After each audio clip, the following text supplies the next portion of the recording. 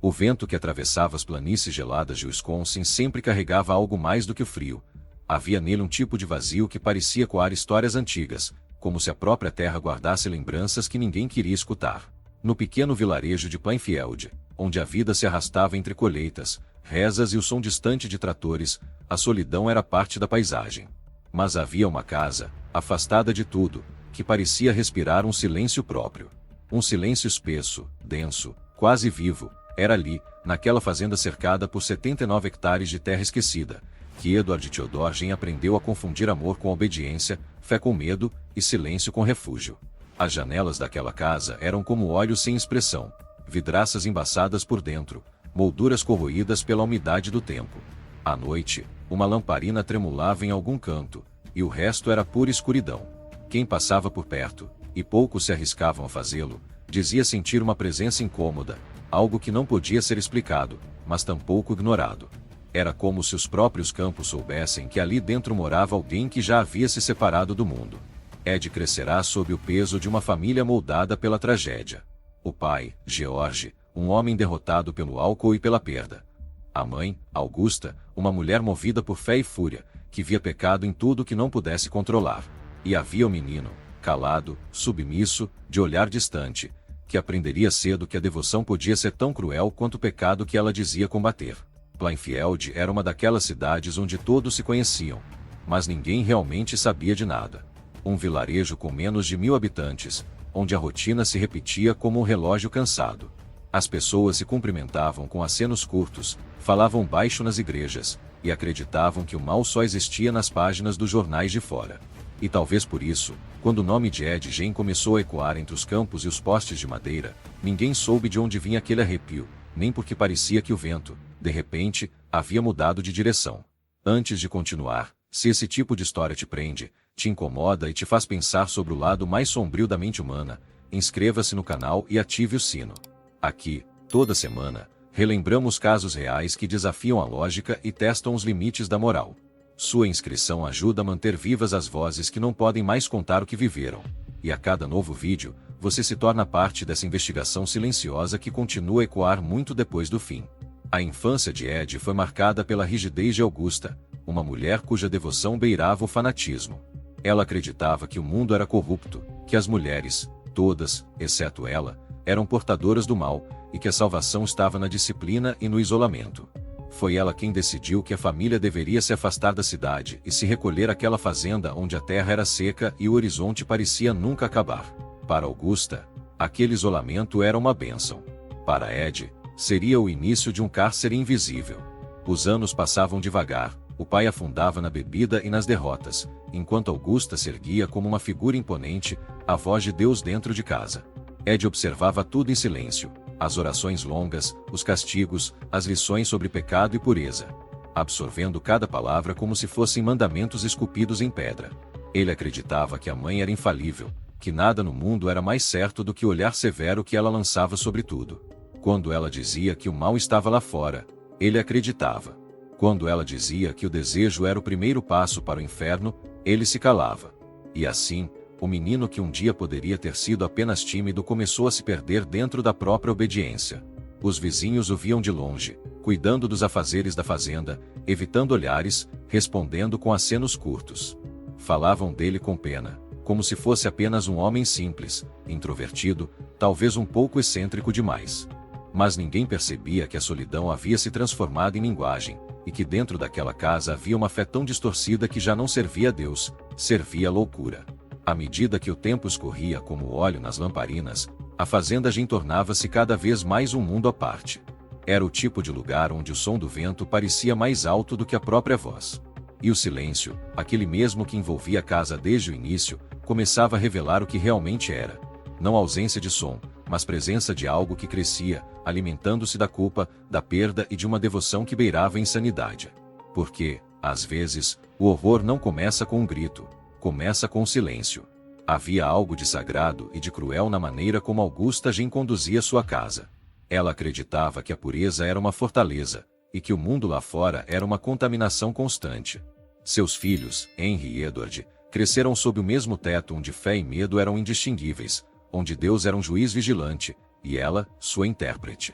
Augusta não apenas pregava moral, ela impunha como lei. Falava da Bíblia com a voz de quem havia estado lá, ao lado de Moisés e das pragas, ao lado de Cristo e do castigo. Dizia que as mulheres eram instrumentos do diabo, que o desejo era a semente da perdição e que apenas a obediência absoluta poderia salvar uma alma. Ed ouvia essas palavras com a reverência de quem não conhecia a alternativa. A mãe era tudo o que ele tinha, e tudo o que ele acreditava que existia de bom, mesmo quando sua bondade soava como sentença. Naquele lar isolado, a religião não era uma escolha. Era um confinamento. As janelas deixavam passar pouca luz, e a casa cheirava a sabão, a ferro e a pecado reprimido. Augusta acordava antes do sol, preparava o café em silêncio e lia em voz alta as passagens do Velho Testamento. As histórias sobre castigos divinos se misturavam à realidade cotidiana. Cada tempestade era um aviso de Deus. Cada falha dos filhos, um presságio do inferno. Ed aprendia a sentir culpa até por existir. Ele se esforçava para agradá-la, limpava, rezava, fazia as tarefas da fazenda com devoção. Mas nada era suficiente. Augusta observava com olhos que julgavam até o silêncio. Quando o menino sorria demais, ela o repreendia. A alegria é dos tolos. Quando ele chorava, ela dizia que o choro era sinal de fraqueza, e que a fraqueza era a porta do diabo. Ele aprendeu a conter tudo: o riso, o choro, o medo, o desejo. Dentro de si, um mundo inteiro de emoções começou a apodrecer. George Gen, o pai, vagava pelos cantos como um fantasma. O álcool havia devorado o pouco que restava de sua dignidade, e a violência se tornará sua linguagem mais frequente. Entre garrafas e insultos, ele servia como exemplo do que Augusta dizia ser o homem comum: impuro, fraco, dominado pelo pecado. Ed observava o pai cair noite após noite, e via, nos olhos da mãe, a confirmação de que ela estava certa. A cada gole de bebida, a figura paterna se tornava menor, e a presença da mãe, mais divina. Aos poucos, o menino deixou de enxergar o mundo por seus próprios olhos, ele o via através dela. Na escola, Ed era um menino diferente. Tímido, retraído, o sorriso travado, as mãos inquietas. Os colegas riam de sua voz suave e de seu jeito desajeitado, mas ele não entendia porque ser gentil era motivo de zombaria. Quando tentava fazer amigos, a mãe o dissuadia com palavras cortantes. A família daquele menino é imoral. A mãe daquela garota é uma perdida. E, como sempre, ele acreditava. A cada amizade desfeita, o isolamento se tornava mais espesso. Ed voltava para o quarto e se refugiava nos livros, histórias religiosas, contos de punição e, mais tarde, revistas sobre crimes e anatomia. Era ali que nascia o primeiro traço do que um dia se tornaria um abismo. Porque enquanto o mundo se abria diante dos outros garotos, para Ed ele se fechava em uma única figura: a da mãe. Tudo o que existia de certo vinha dela, e tudo o que existia de errado era o resto do mundo. Essa simetria doentia moldaria sua mente como um molde de ferro. Augusta via no sexo a origem de toda a corrupção. Para ela, os corpos eram cárceres da alma, e a mulher, o símbolo da tentação. Ela repetia isso ao filho com fervor quase litúrgico, como se cada palavra fosse uma oração de exorcismo. Ed cresceu acreditando que o corpo era uma coisa suja, uma distração pecaminosa. Mas dentro dele, a curiosidade e o desejo, reprimidos até asfixia, começavam a se transformar em algo diferente. Uma obsessão silenciosa pelo que era proibido. E essa obsessão, alimentada pela culpa, daria forma à sua loucura. Quando o pai morreu, em 1940, Augusta se tornou o centro de tudo. Nada mais existia além dela. Nem amigos, nem mulheres, nem Deus. A fé de Ed agora tinha um rosto, e esse rosto era o dela. Quando ela falava, ele acreditava. Quando ela ordenava, ele obedecia. E quando ela o desprezava, ele se dobrava diante da humilhação com um tipo de amor que já não era humano. Era devoção, era prisão, era loucura em estado puro. Há uma linha tênue entre a obediência e a anulação. E, quando essa linha se rompe, o ser humano deixa de existir como indivíduo, torna-se reflexo de quem o moldou. Foi assim que Ed Gen deixou de ser apenas um homem e começou a se tornar algo diferente. Algo que nasceria do ventre sombrio da fé e se alimentaria da solidão. Algo que, anos depois, faria o mundo se perguntar: como um filho pode amar tanto sua mãe, a ponto de querer trazê-la de volta da morte?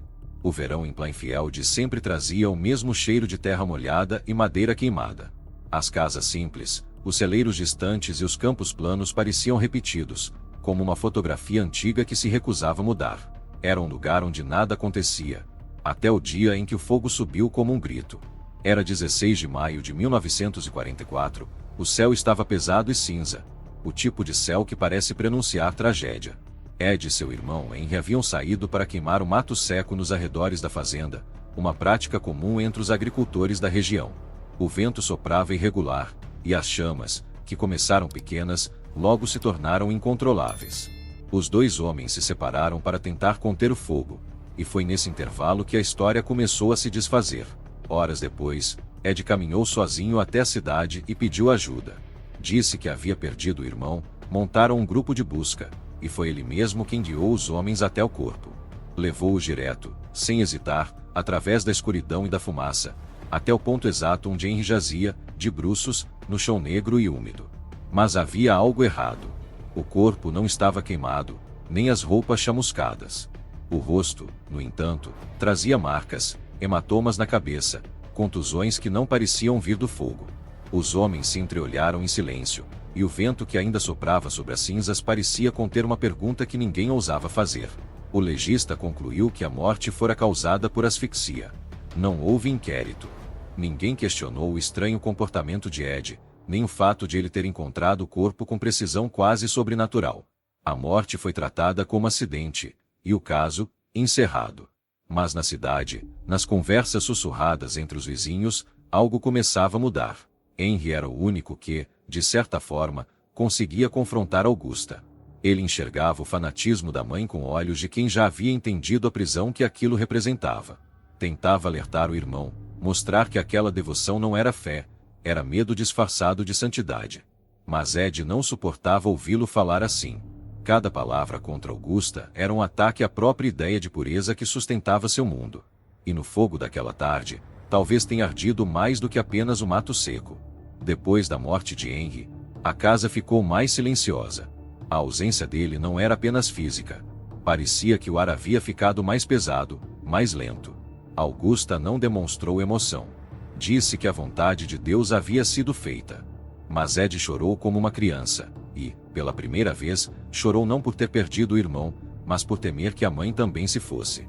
Ela era agora tudo o que restava. O pai estava morto, o irmão estava morto, e o mundo fora da fazenda era um território contaminado. A partir daquele momento, algo se rompeu em Ed. A fazenda tornou-se um templo, e Augusta, uma divindade doméstica diante da qual ele se curvava todos os dias. Ele fazia tudo por ela. Alimentava os animais, cuidava da horta, reparava o celeiro. E à noite, lia os salmos à luz da lamparina, enquanto ela, deitada, ouvia com os olhos semicerrados, como se estivesse ouvindo o próprio Deus. O Salmo 6, Senhor, não me repreendas na tua ira, era o favorito dela. E Ed o lia com voz embargada, como se suplicasse perdão por existir. Mas o corpo de Augusta começou a fraquejar. As mãos tremiam, a voz enfraquecia, e o rosto que antes inspirava temor começou a se deformar em sofrimento. Um derrame a derrubou no fim de 1945. Ed cuidava dela com uma devoção que era mais do que amor, era adoração. Trocava curativos, alimentava-a com colheres pequenas, lia trechos da Bíblia para fazê-la dormir. O filho e a mãe estavam sozinhos, cercados por silêncio e velhas orações. E quanto mais ela enfraquecia, mais ele se convencia de que precisava fazer algo para que ela nunca o deixasse. Na noite de 29 de dezembro de 1945, Augusta morreu. Ed ficou parado ao lado da cama, segurando a mão dela até o corpo esfriar. Depois, vagou pela casa como uma sombra, murmurando orações que ninguém mais podia ouvir. Quando o caixão foi levado, ele acompanhou o cortejo sem piscar, sem lágrimas. E quando o som das pás jogando terra sobre o caixão cessou, uma nova voz nasceu dentro dele, uma voz que tinha o mesmo tom suave da mãe, mas vinha de dentro da própria cabeça. Depois do enterro, Ed voltou para casa. A fazenda estava vazia, os cômodos gelados. O cheiro de mofo misturava-se ao do tempo. Ele andou pela sala, parou diante da cadeira onde ela costumava sentar, e sussurrou: "Eu vou cuidar de tudo, mãe." Trancou o quarto dela e nunca mais entrou. O resto da casa começou a apodrecer. Mas aquele cômodo permaneceu intocado, limpo, sagrado, um santuário no meio do caos. Os dias passaram a se confundir com as noites. Ed raramente saía da propriedade. Quando falava com alguém, suas palavras pareciam flutuar, desconexas, quase infantis. Dizia ouvir vozes. Dizia que a mãe ainda o visitava nos sonhos. E nas madrugadas longas do inverno, o silêncio da fazenda já não era apenas ausência de som, era companhia. Uma presença que o observava, guiava, e, aos poucos, começava a chamá-lo de volta. O fogo que levou o irmão havia deixado marcas invisíveis, queimando o que restava de razão. Naquele solo escuro, nas cinzas daquela tarde de maio, algo havia nascido, algo que não morrera com Augusta. Era como se o fogo tivesse acendido um farol dentro da mente de Ed Gein, um farol que o guiaria por caminhos cada vez mais distantes da sanidade. E em breve, aquele silêncio que ele tanto venerava seria rompido, não por preces, mas por gritos. Quando Augusta morreu, Plainfield não percebeu. Nenhuma sirene, nenhuma notícia no jornal. Foi apenas mais um inverno em Wisconsin, mais uma mãe sepultada sob a neve. Mas dentro daquela fazenda afastada, algo essencial havia se quebrado. Sem a voz severa que o guiava, Ed ficou sozinho com o eco. E o eco, com o tempo, começou a responder. Os dias se alongavam como sombras. As paredes, antes tão limpas sob o comando de Augusta, agora estavam cobertas por fuligem, poeira e silêncio. O relógio de parede marcava o tempo, mas o tempo parecia não se mover. Os animais sumiram. A plantação secou. O arado enferrujou diante do celeiro, como uma lembrança de que o trabalho havia acabado. E a vida também. Ed vagava pelos cômodos, sempre evitando o quarto da mãe, que havia trancado no dia do enterro. Era o único espaço limpo da casa, um altar à mulher que ele considerava santa. Ali, o lençol continuava dobrado, a escova de cabelo ainda guardava fios grisalhos e a Bíblia permanecia aberta na mesma página de quando ela adoeceu. Ele passava diante daquela porta como quem passa por um túmulo, em respeito e medo. Tudo mais, ao redor, apodrecia lentamente. De dia, Ed consertava cercas, ajudava vizinhos com pequenos reparos, limpava galinheiros. Era visto como um homem dócil, calado, quase ingênuo. As crianças o adoravam. Os adultos o tratavam com uma mistura de pena e indiferença. Ninguém imaginava que, quando o sol se escondia atrás das árvores, Ed acendia a lamparina e lia obituários como quem lê cartas de amor. Começou com curiosidade. Terminou em necessidade. Toda vez que lia sobre uma mulher morta, imaginava o rosto dela sorrindo, a pele ainda quente, o olhar ainda vivo. Ficava horas encarando as páginas amareladas, imaginando se o corpo estava realmente morto, ou apenas dormindo sob a terra fria. E então, o pensamento que deveria ser impossível começou a parecer razoável. Talvez eu possa trazê-las de volta. Nos jornais, ele recortava nomes de mulheres de meia-idade, que lembravam Augusta. A mesma estrutura de rosto, o mesmo cabelo claro, a mesma idade. Guardava os recortes em uma caixa de charutos, junto com fotos, pedaços de tecido e orações escritas à mão. Era um ritual silencioso, uma tentativa de reconstruir algo que já não existia. E com o passar dos meses, as visitas ao cemitério se tornaram inevitáveis.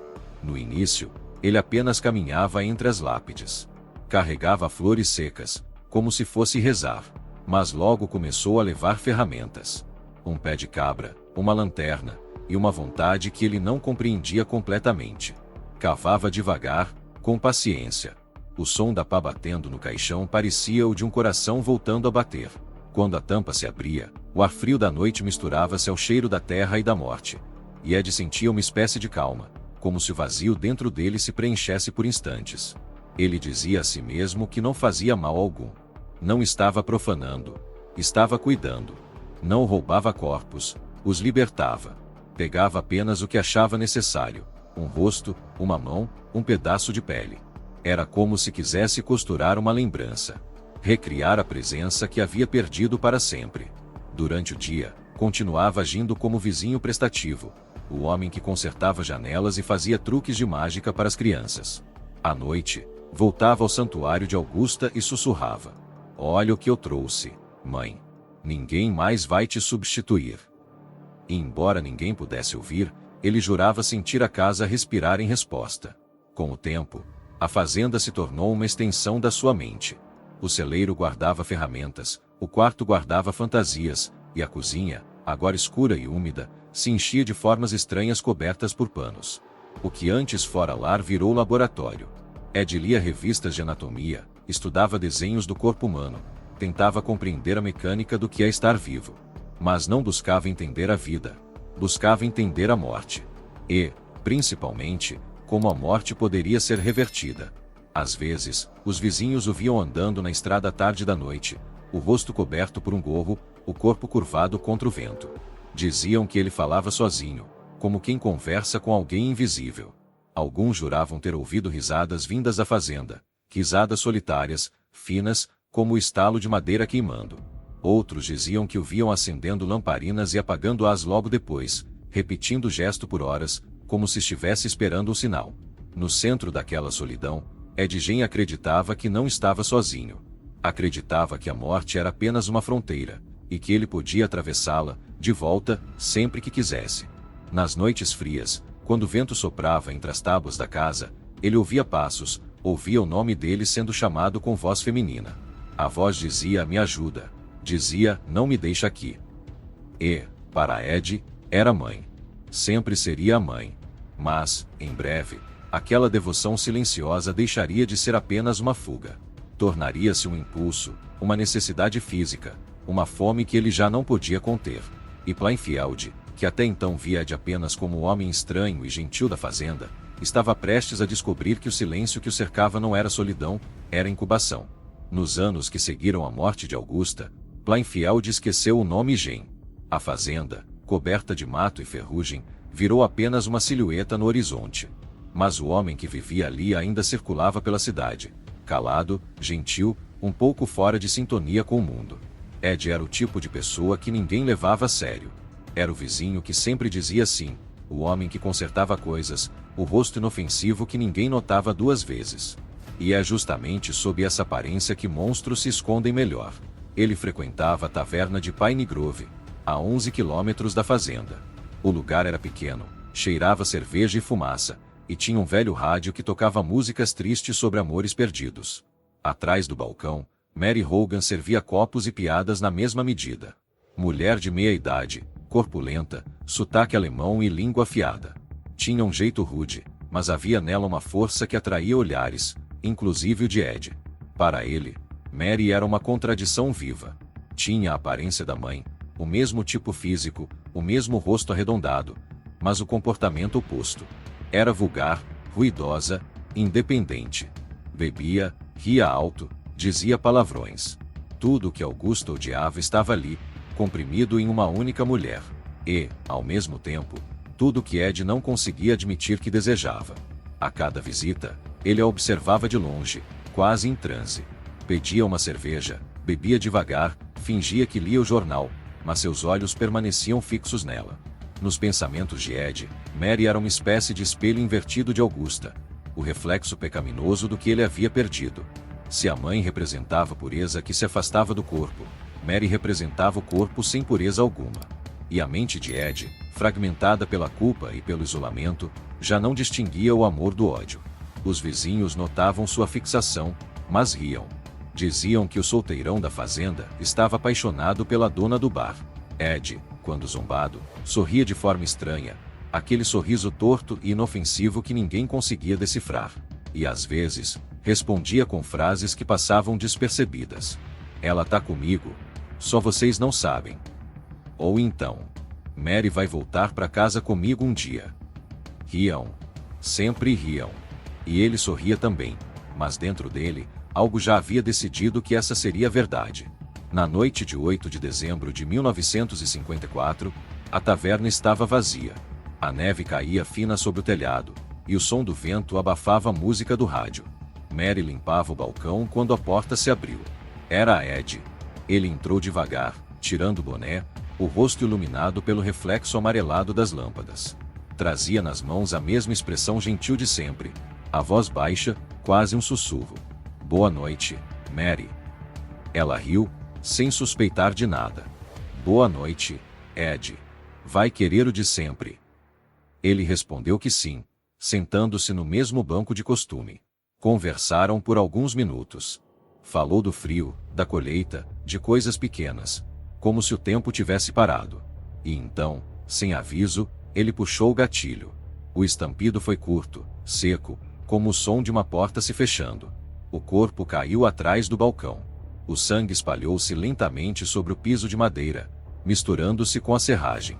Ed ficou parado, olhando, o peito subindo e descendo de forma irregular. Não havia raiva. Não havia prazer.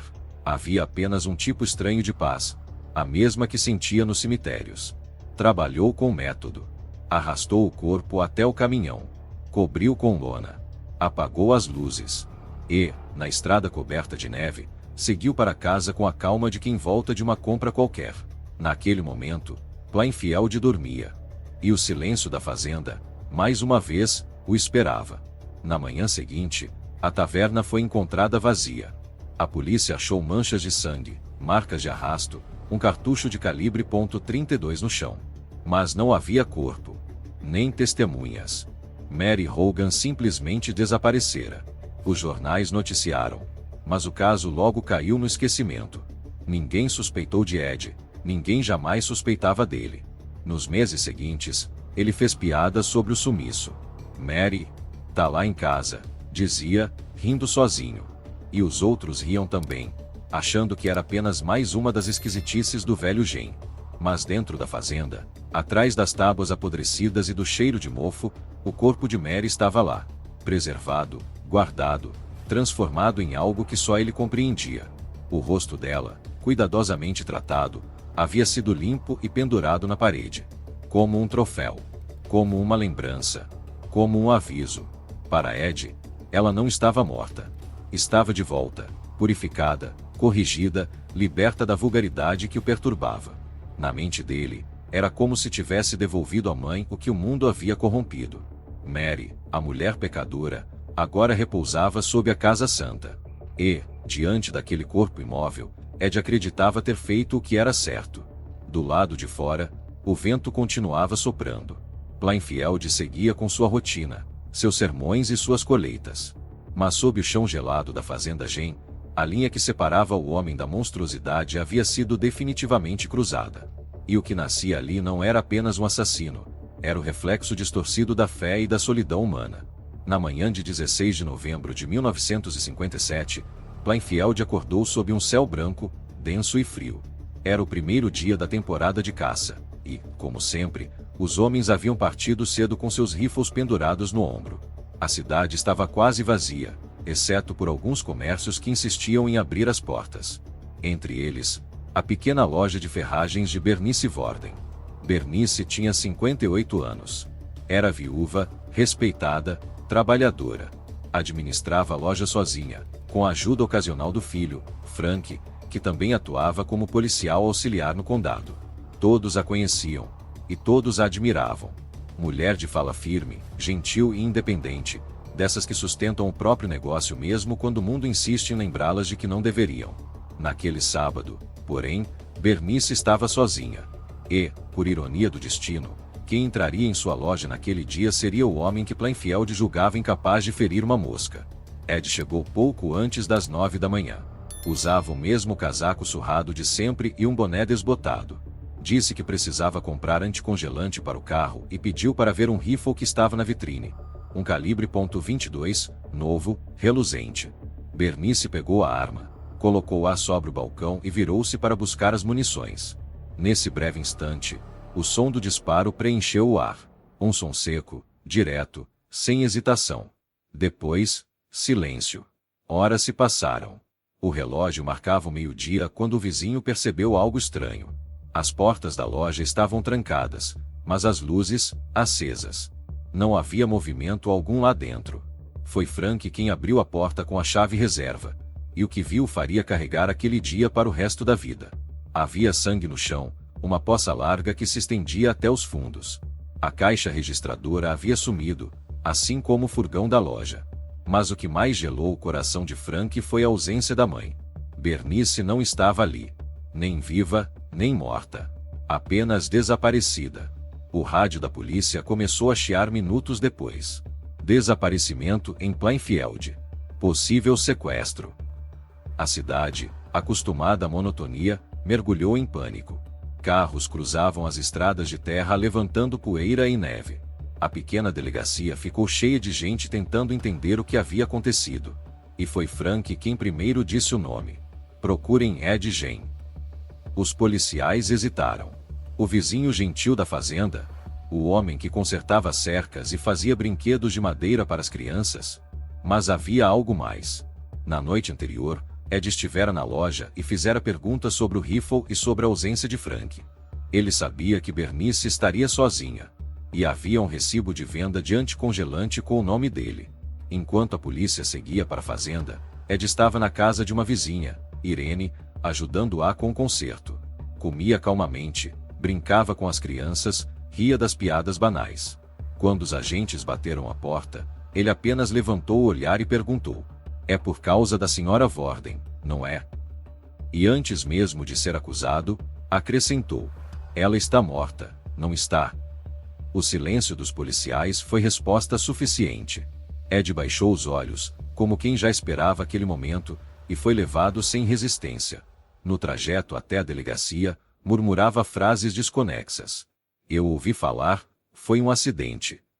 Alguém me incriminou." Mas a verdade estava a poucos quilômetros dali, e ela era muito pior do que qualquer um poderia imaginar. A equipe de busca chegou à fazenda pouco antes do pôr do sol. O frio cortava o ar, e o vento assobiava entre as árvores despidas. As janelas estavam cobertas de sujeira, as portas trancadas por dentro. Forçaram a entrada pela cozinha externa, uma estrutura de madeira acoplada à casa principal. E assim que o primeiro homem entrou, a lanterna iluminou algo pendurado no teto. Era o corpo de Bernice Worden. De cabeça para baixo, suspenso pelos tornozelos com correntes de ferro. A pele do torso havia sido aberta, o corpo vazio, trabalhado como se fosse carne de caça. O rosto, ausente. O corpo, sem alma. Os policiais recuaram, alguns gritaram, outros vomitaram no chão. O xerife, Arthur Sully, apenas ficou parado, petrificado, murmurando meu Deus que não parecia terminar nunca. Nos minutos seguintes, o horror tomou forma. As lanternas revelaram pilhas de jornais, móveis cobertos de imundície, e entre eles, coisas impossíveis de aceitar. Tigelas feitas de crânios humanos, cadeiras revestidas com pele, uma máscara com cabelo real sobre a parede, e uma cabeça guardada em um saco de papel. Era Mary Hogan. Desaparecida havia 3 anos.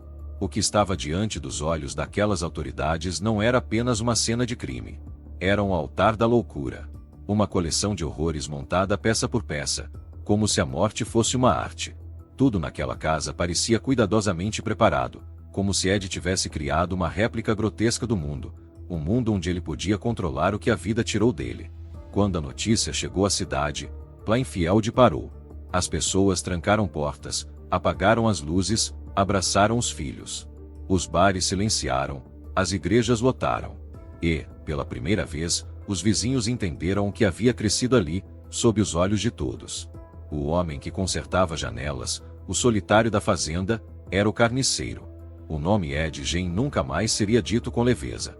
Na delegacia, ele permanecia calmo. Não perguntava o motivo da prisão, não negava, não confessava. Apenas esperava, como quem já sabia que tudo o que precisava fazer era voltar para casa. Porque, em algum lugar de sua mente, a mãe ainda estava lá. E ele acreditava que, de um jeito ou de outro, em breve voltaria a vê-la. A primeira vez que os investigadores cruzaram o limiar da fazenda Gein, o frio pareceu parar.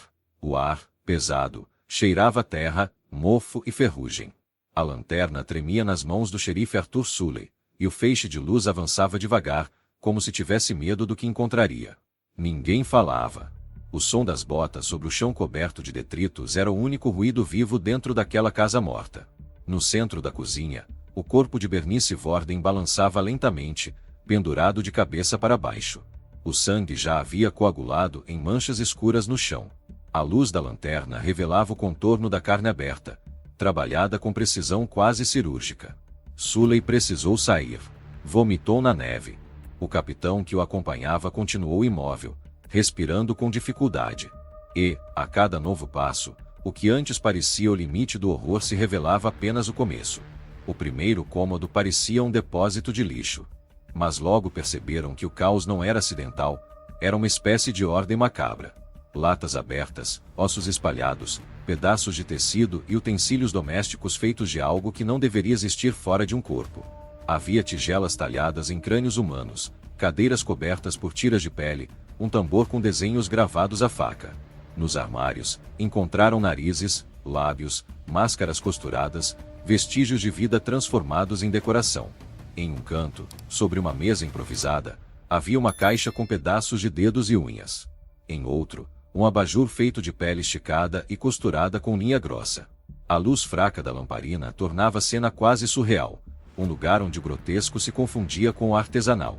Era o ateliê de um homem que acreditava estar recriando o corpo humano, um Frankenstein da devoção e da loucura. Os policiais abriram o armário e encontraram uma coleção de rostos. Eram 9. Retirados com precisão, secos, preservados, alguns pintados com batom. As bocas ainda guardavam expressões, como se tivessem sido arrancadas no meio de um grito. Alguns estavam pregados nas paredes, outros pendurados em ganchos, e 2, cuidadosamente fixados na cabeceira da cama. O cheiro era impossível de descrever, uma mistura de formol, ferro e tempo. Foi nesse momento que perceberam que não se tratava de um assassino comum. O que existia ali era a materialização de uma mente dividida entre o amor e o ódio. Um homem tentando trazer a mãe de volta através de corpos alheios. Tudo o que ele criou tinha proporções femininas. Os objetos, as máscaras, os artefatos. Tudo parecia um esforço desesperado de reconstrução. E, ao mesmo tempo, de punição. No sótão, encontraram caixas com restos humanos guardados como lembranças. Costelas, omoplatas, ossos limpos, cuidadosamente empilhados. Na geladeira, pedaços de carne embrulhados em papel de jornal. Sobre o fogão, uma panela ainda morna. E dentro dela, algo que ninguém teve coragem de nomear. O quarto de Ed era uma extensão desse delírio. O colchão sujo, o chão coberto de revistas de anatomia, pornografia, histórias sobre canibais e rituais. As páginas estavam rasgadas, manchadas.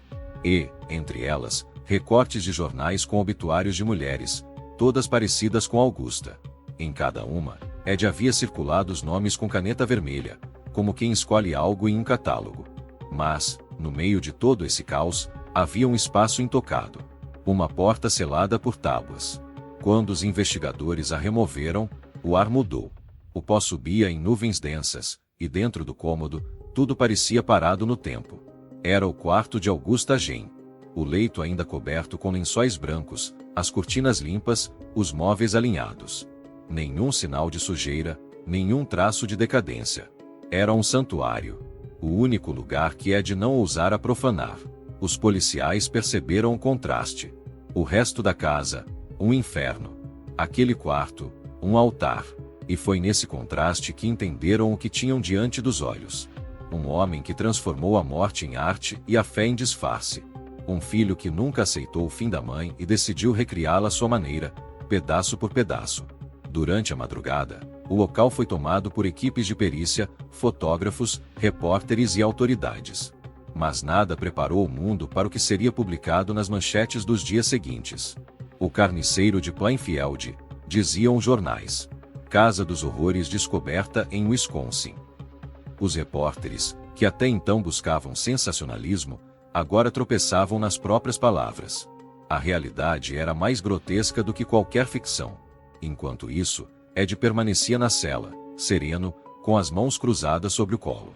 Quando lhe perguntaram por que fizera aquilo, respondeu calmamente: "Eu queria fazer uma mulher como minha mãe." Depois, sorriu. E foi esse sorriso, o mesmo sorriso simples que os vizinhos viam há décadas, que fez os investigadores compreenderem que o mal, às vezes, tem voz mansa. A fazenda Jane foi cercada, guardada, examinada. Mas o que ela continha não podia ser medido em provas ou laudos. Era o retrato físico da insanidade humana, uma lembrança de que o horror não nasce no escuro. Ele se constrói, lentamente, à luz fraca da devoção e do abandono. E, enquanto a cidade tentava entender o impossível, um medo novo começou a se espalhar por Wisconsin. O medo de que existissem outros EDS, homens comuns, de sorriso simples, escondendo infernos por trás de portas trancadas. As celas da prisão do condado de Valshara nunca haviam abrigado alguém como ele. Os guardas observavam o homem magro, de olhar baixo, mãos repousadas sobre os joelhos, e se perguntavam como aquele corpo frágil podia conter tamanha monstruosidade. Não havia fúria em Ed Gein. Nenhum sinal de raiva ou arrependimento. Apenas serenidade. Uma serenidade que parecia mais assustadora do que qualquer confissão.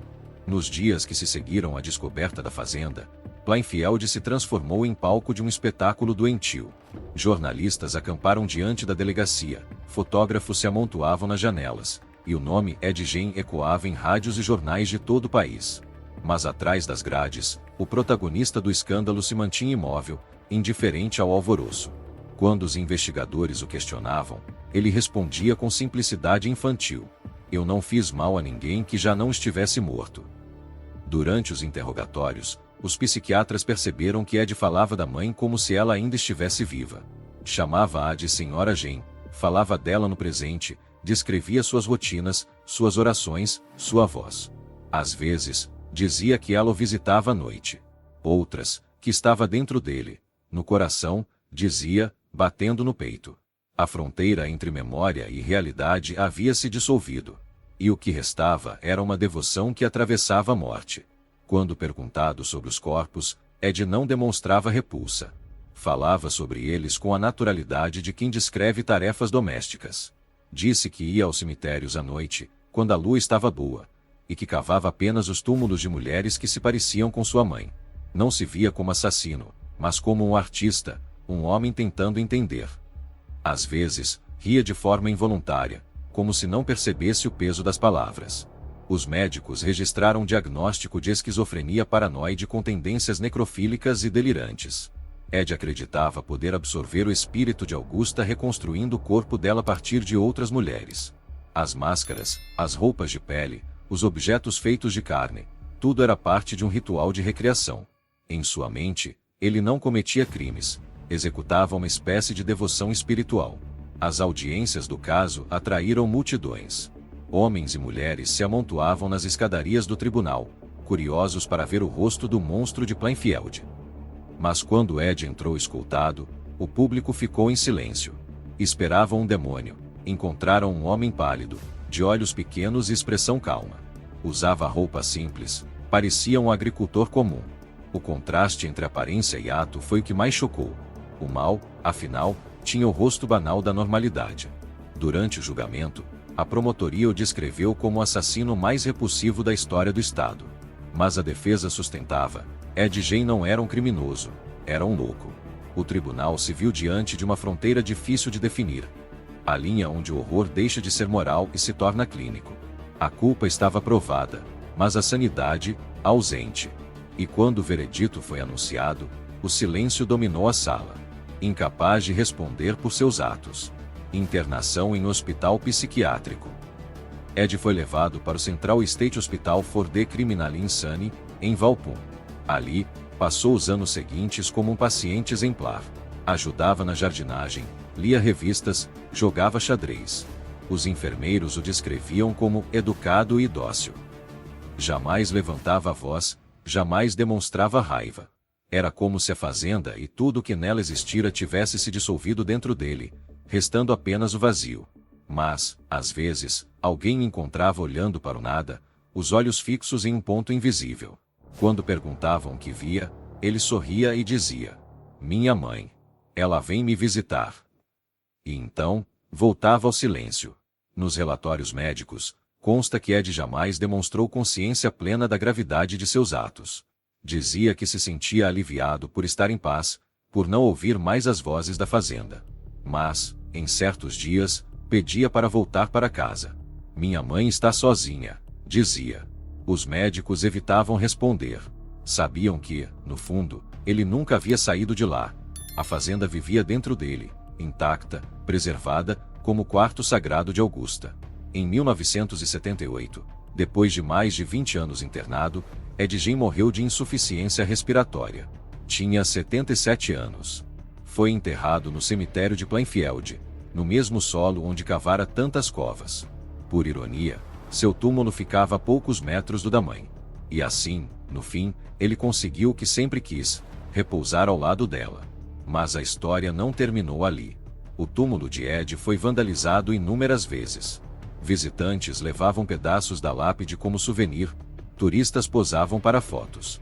A fazenda foi queimada por desconhecidos em 1958, restando apenas cinzas. E, com o tempo, Plainfield tentou apagar o nome que a envergonhava. Mas o nome já havia ultrapassado as fronteiras do real. O julgamento da loucura não acabou no tribunal. Continuou nas mentes de quem ouviu o caso, de quem tentou entender. Porque o que Ed Gein revelou não foi apenas a monstruosidade de um homem, foi o abismo possível dentro de todos nós, o ponto em que amor e devoção se distorcem até se tornarem irreconhecíveis. Depois do julgamento, Plainfield tentou se calar. A cidade, antes esquecida, agora era sinônimo de pesadelo. O vento frio que passava pelos campos parecia carregar murmúrios, histórias que as pessoas preferiam fingir que nunca ouviram. Mas o nome Ed Gein já havia deixado de ser apenas um caso policial. Ele havia se tornado uma metáfora. Um espelho que o mundo, ainda que com repulsa, não conseguia deixar de encarar. Nos anos seguintes, escritores, jornalistas e psiquiatras disputaram o direito de narrar o inominável. Queriam entender o que o havia transformado. Queriam dissecar o monstro e, no processo, exorcizar o medo. Mas o que descobriram foi pior. Não havia um motivo isolado, nem um trauma único, nem uma explicação satisfatória.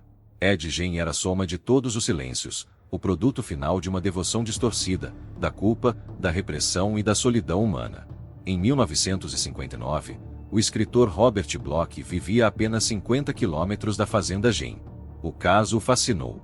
Daquela obsessão nasceu Psycho, o romance que Alfred Hitchcock adaptaria 2 anos depois.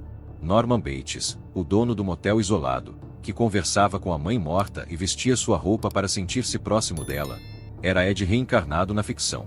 O cinema, pela primeira vez, encarava o horror humano sem máscaras mitológicas. O monstro não vinha de castelos nem de florestas, morava em casas como a nossa, e tinha o rosto de um homem comum. O público ficou atordoado. O medo ganhou nova forma, não mais o medo do sobrenatural, mas o medo do cotidiano. O medo de olhar para o vizinho e enxergar, por trás do sorriso, um abismo. Ed Gein, sem nunca ter pisado em um estúdio, havia redefinido o terror. E o mito cresceu. Nos anos 1970, outra história, ainda mais crua, se inspirou nele. The Texas Chainsaw Massacre. O canibalismo, as máscaras de pele, o isolamento rural, tudo vinha das páginas do relatório policial de Plainfield. O filme não mencionava Gein, mas o fantasma dele estava em cada cena, em cada grito. E, mais tarde, em 1991, o silêncio dos inocentes transformaria novamente seu legado. Buffalo Bill, o assassino que arrancava a pele das vítimas para criar um novo corpo, era a herança moderna de Ed Gein. A arte, incapaz de resistir ao fascínio do horror real, transformou a monstruosidade em espetáculo. O mundo que antes o julgara agora o imitava, multiplicando seu eco através das telas. E, paradoxalmente, quanto mais se falava dele, mais distante da realidade Ed se tornava. De homem, virou arquétipo. De criminoso, virou símbolo. Um ícone do mal, não pelo número de vítimas, mas pela profundidade da insanidade que revelava.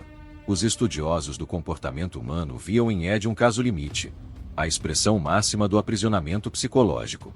Um homem que, incapaz de se separar da figura materna, tentou recriar o ventre, com carne e culpa.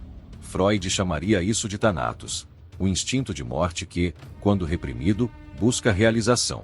Outros chamariam de possessão, de doença, de maldição. Mas a verdade talvez seja mais simples, e por isso mesmo, mais aterrorizante. Ed Gein era o resultado perfeito de uma vida vivida em silêncio absoluto. Enquanto isso, Hollywood continuava a se alimentar da sua sombra.